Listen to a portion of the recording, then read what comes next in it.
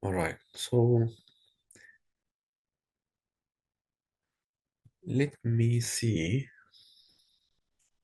who can share this task with us today.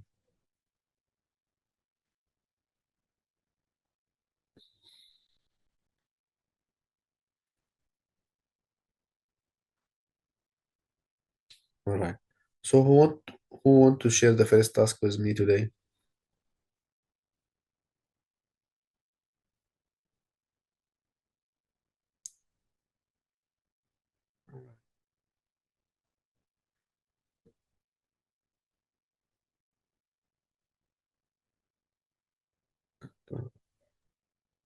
Sir, you mean to present a task?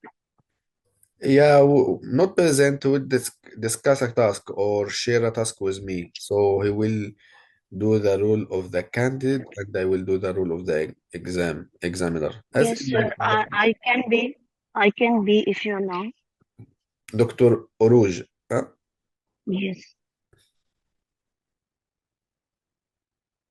But sir, your screen is not full visible. Is it reasonable? Yeah. Yeah, it's fine now. I take my 2 minutes? Yes. Okay.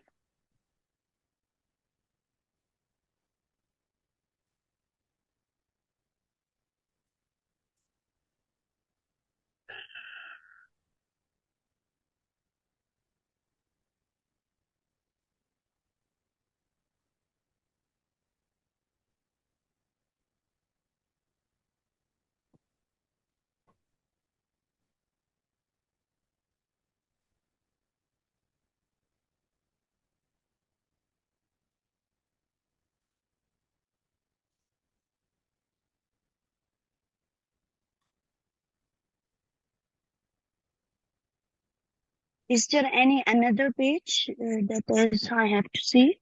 No, only this one.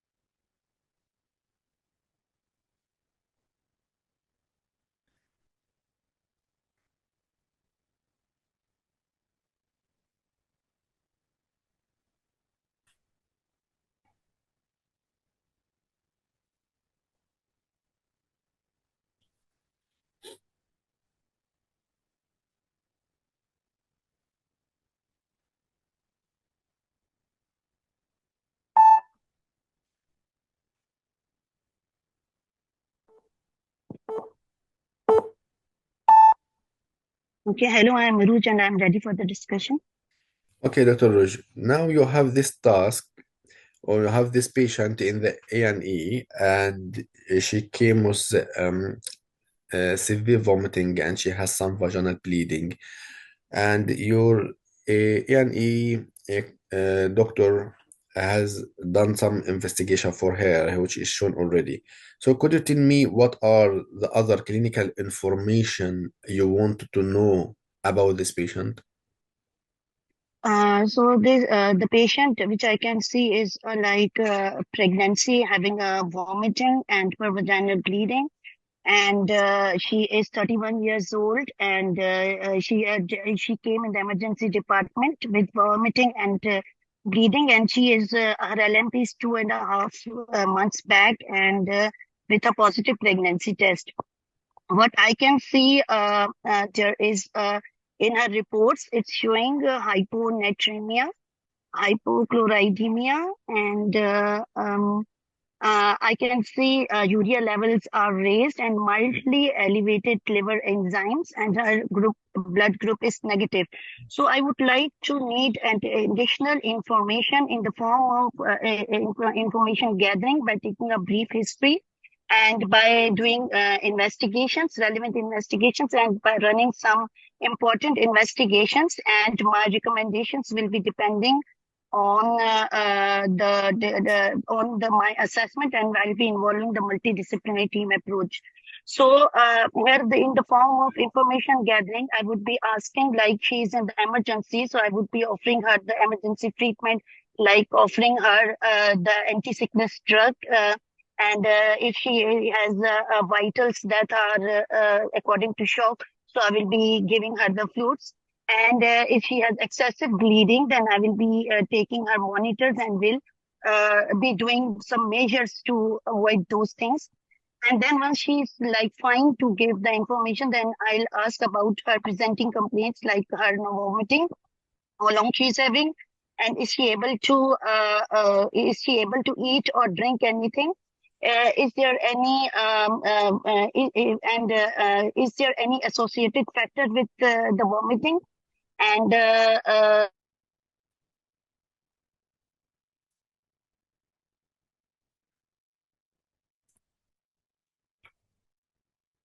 Hello?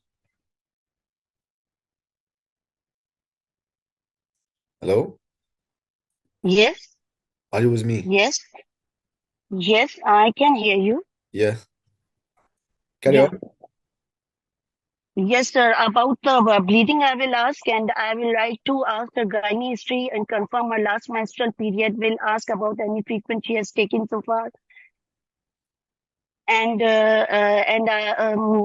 will check her labs if it is done, and any medical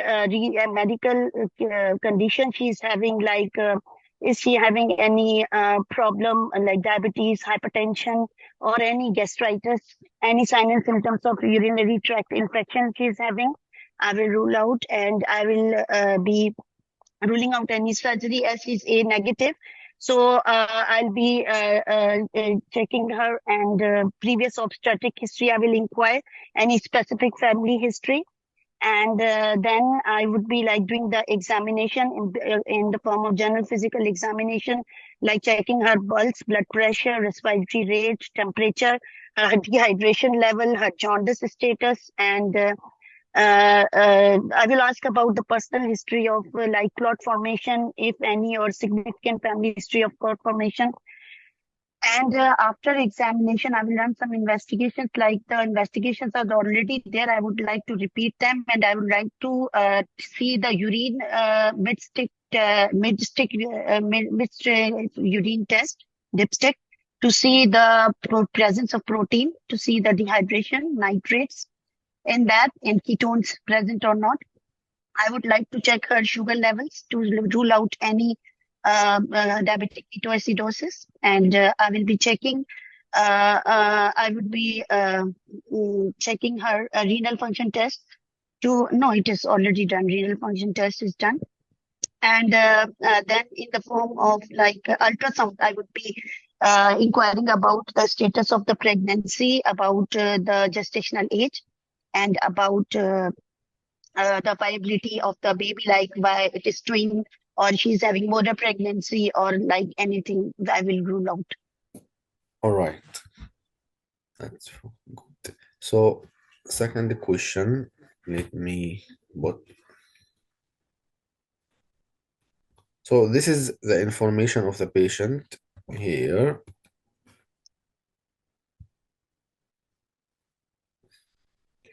right?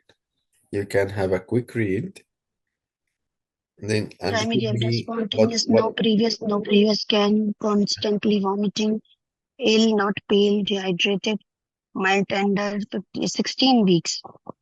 Okay, and 6% weight loss, hyperemesis gravidarum. Patient is having a pregnancy with hyperemesis gravidarum that is secondary to the molar pregnancy, and the ultrasound is showing molar pregnancy. Right. So, could you tell me what will be the treatment of this patient? So I would be advising her, I will ask her for the support, and I will ask her to have someone to sit with her, as I have a lot of information to discuss with her, and I will explain it by showing a diagram. Like I will make a womb and explain the disease, that this is an abnormal type of pregnancy, Mhm. That is like not common, but it happens, and patient has to be admitted. And I will involve the team of doctor that will involve my senior consultant, the senior consultant, and the anesthetist, and senior midwife, and GTD centers that will be involved. And I will be offering her the admission, and will explain her the treatment options. Before that, I will run some investigations, more investigations.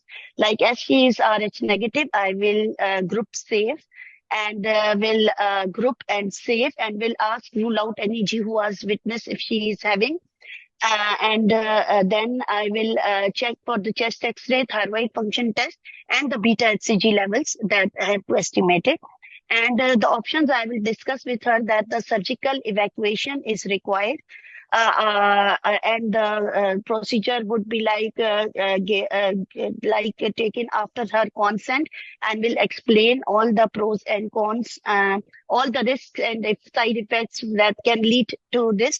And I will explain her the procedure is important, and the procedure will be done by the senior consultant under the ultrasound guided care. And the products that will be removed from it, that will be sent for the histopathology reports and my MDT. The histopathologist will also be involved, and we will be called in case of heavy bleeding. The senior consultant will be available, and hematologist should be involved in if we need a blood transfusion, so it may be there. And as she is A negative, but however, the complete molar pregnancy is on the ultrasound and there is no definitive diagnosis. So it would be better to give her the NTD if the husband is Rh positive, or it is clearly until or otherwise it is like husband is negative. Otherwise, we will give her the NTD, and we will make sure the histopathology form is like there, and it should be signed before it, and it should be sent, and we will be calling her for the follow-up after 2 weeks, and we will register herself into the GTD center for the follow-up and the patient recovery. And when at the time of discharge, we will be telling her if she feels like heavy bleeding or any pain or like any nausea, vomiting or something like that, she should immediately report and give her the contact number, and will also give her the idea of contraception that for the rest of the follow-up period, she has to use a good contraception. But I will tell to avoid the copper IUCD because there are chances of increased perforation during that period up to the time of follow-up. Other than that, all contraception methods would be like suitable for her. And I will make sure to tell about follow-up after the histopathology report. Right. And during that time, sorry, I forgot, I will be resuscitating the patient first, like she is in an emergency. I will be admitting her, resuscitating her. After that, I would be doing all these things. Right. Great. Could you tell me what is the follow-up of the molar pregnancy? How will be the follow-up? After the histopathology reports, if the histopathology report confirms that it is a complete mole, then we would be calling her to a GTD center, and they will be giving her the important kits like urine collecting kits or some beta HCG kits. So then she can follow up with her GP. So a GP would be calling her weekly and would be checking her beta HCG level at the weekly level. And if it is complete, we will be doing the weekly beta HCG for up to 56 days. And within these days, if the beta HCG remains normal, we will follow up till the 6 months at the day of evacuation, from the day of evacuation. And if the beta HCG level is not found normal within the 56 weeks, then we I am will be finished. Thank yes, you. we will be doing the follow-up. Thank you very much. Thank you very much, doctor. Well done. Well done. Excellent. Did you go on the exam before, or this is your first time? No, sir, I'm planning for May. Okay. Okay, great. Great. So yeah, you did the task in very good way. And the good thing is that when you assess the patient safety in the start, when the examiner asks you about what you do. The good thing is that when you start, before you're talking to the patient, before you start to talk to the patient and to take the information for her, you assess the patient safety, that she is able to talk, the bleeding is just minimal, and if there is severe bleeding, you have to resuscitate the patient, offer the patient antiemetic before you start to talk the patient, like that. So this is will be considered as a patient safety. This is very important, and you show that very nicely. You manage to interpret the investigation and to give the consultant or the examiner a brief about the story in front of you when you are talking or when you are reading the scenario. You managed to do that. So this was very good. And you started to take the information in a systematic way. You started by the history of present illness.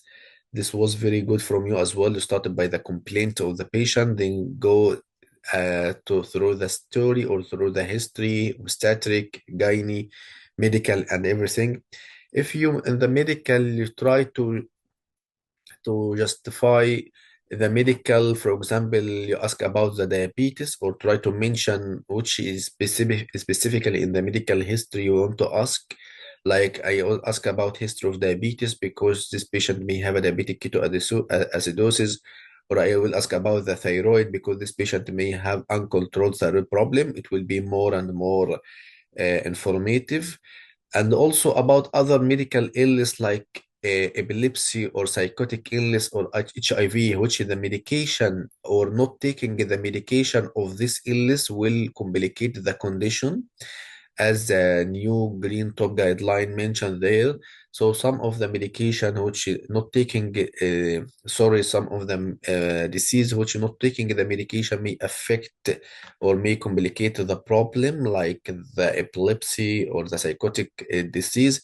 So I also wanted to know about if the patient has any of these and any, if the patient taking medication for all of this problem or no.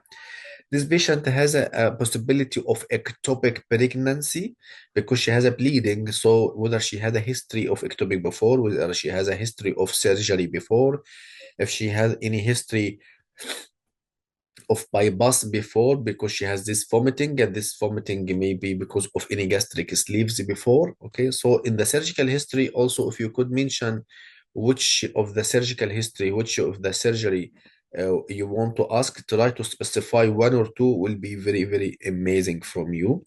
Okay, whether she is using any drugs, this drugs this vomiting may be induced by some drugs. Okay, this will be also may will be very informative. Smoking, okay, because this patient at risk of having ectopic if she is smoking, and how many cigarette, domestic, and assure that the patient is safe at home, she has a support and she is safe at home. This patient may have a domestic violence, will be also very amazing. So try only to add this very small uh, information to your information gathering. Put differential in your mind in the start. So for example, when your examiner asks you what you want to do about this patient, if you start by talking that this patient may be what this or that, put a differential in your mind, it will be very also amazing from you to tell the examiner that you are thinking broadly, you are thinking widely about many of the scenarios may happen because this bleeding in early pregnancy may be miscarriage, may be molar, may be ectopic. So I put a differential in my mind that this patient may have that or that or that, and I started to ask the questions to reach to the definitive diagnosis. Examination wise, excellent. You mentioned everything in the examination. I think you forget to mention about the weight, to ask about the weight. Sir, I forgot fundal height as well, height to weight ratio and fundal height All right, to good. measure. Good, good, good. Signs of dehydration as well. Okay, to assess how severe is this vomiting. If you could let's look for the signs of dehydration and signs of the malnutrition, as also the green top guideline mentioned there. Investigation wise, you mentioned it very nicely. In a woman with the vomiting, you will dip her urine to check whether she has any infection, and if there is infection, you will send for MSU and look for the ketonuria. Now, the ketonuria not a degree of severity at all in the green top guideline. We don't depend on the ketonuria as a degree of severity like before. Ultrasound, you mentioned that, okay, and this to exclude molar pregnancy, multiple pregnancy, viability, to look for the viability and the gestational age. The examiner gave you a piece of paper which shows the history and the examination and the result of the investigation, and you managed to interpret that. Excellent, excellent, well done. So the next question was about the treatment. Very good that you say this patient need admission. Very good. This is a safety bar. So no patient with this bleeding and this severity of the vomiting, I will discharge her. So admission will be also considered as a patient safety in this task. Discussion with the seniors, the multidisciplinary team, this patient need to be discussed. Also, you mentioned that rehydration fluid, the most important thing in the vomiting or the hyperemesis is the rehydration. It is the best treatment, or the first important thing you have to do for this patient is to rehydrate her again. And then all of you know that that is a normal saline with addition of the potassium chloride in each bag, guided by the daily serum electrolyte. It is the best regime for the rehydration. Anti-sickness medication. You forget to mention about the thiamine and low molecular weight heparin. Any Yes, she's at high risk of DVT yeah, now. I admission. wrote in my 2 minutes, but I forgot. Yeah, it's happened. No problem at all. So this is the importance of the benefit of repeating, or you have a study partner which who will tell you that you forget that. So yeah, any patient you admit in the hospital, especially the patient with the hyperemesis, you will need to give her stocking in her legs and the low molecular weight heparin. So put it in your mind. Antenatal in a patient pregnant. Admission, stocking, low molecular weight heparin. If this patient needs thiamine, either it is oral thiamine, 100 milligram TDS, or paparonex IM injection, and this to avoid the wrinkles in cephalopsy. So the new guideline recommend to give all the patient who is admitted because of the severe of vomiting thiamine, not only the patient who will have the dextrose, not only that patient. No, all the patient now take thiamine. Antacid, either the H2 receptor blocker or proton pump. It can be either, but you will give her antacid, and will daily serum electrolyte and monitor the input and the output. You mentioned that you will need to do baseline beta ECG for this patient. Very amazing. When you mention that this patient need a treatment and that and that and that, you have to explain the result of the patient. You may also tell the examiner that I will explain for her the result in breaking bad news, because this will be the first time to know that she had a molar pregnancy. So I have to tell the patient this information in breaking bad news way. Okay. And we will speak about the breaking bad news later on when we take a patient in the simulated patient task, how you will do breaking bad news, how you will give the patient some posting, how you give her the first warning, how you will set the scene, and check the patient can cope with this information that we will give her today. Okay. So then molar pregnancy need a suction evacuation guided by the ultrasound.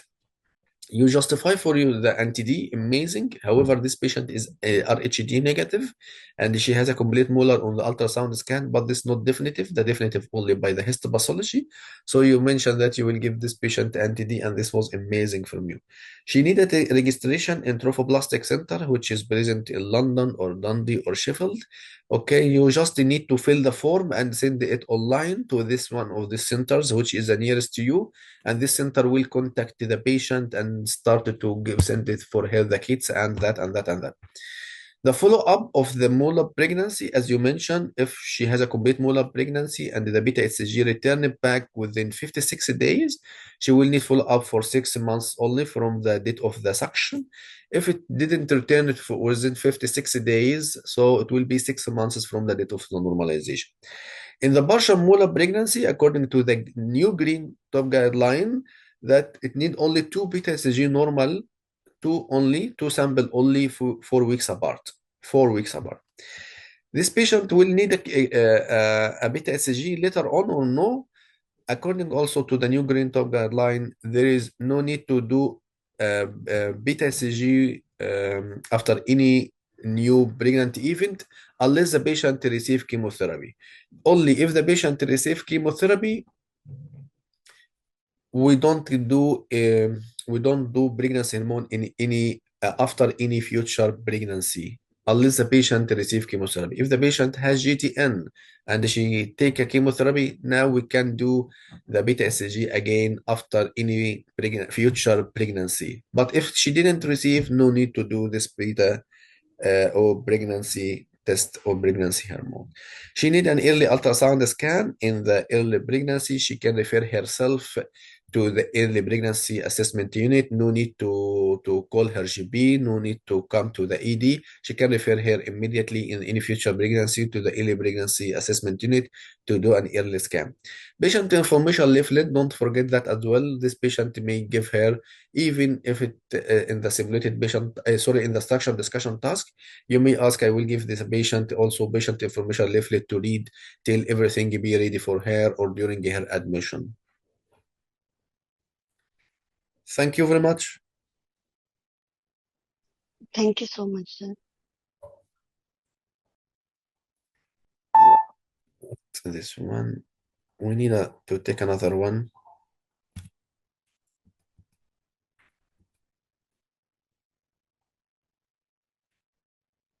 Yeah, this is a new classes or the classes of the anti-emetic, which is present in the new guideline. Okay, which include another new drugs called the deloxyramine and the pyridoxine, which called the Zenuvia in the pharmacy on the trade name Zenuvia. This contain deloxamine and pyridoxine. This one is newly added in the new guideline. All the remaining the same.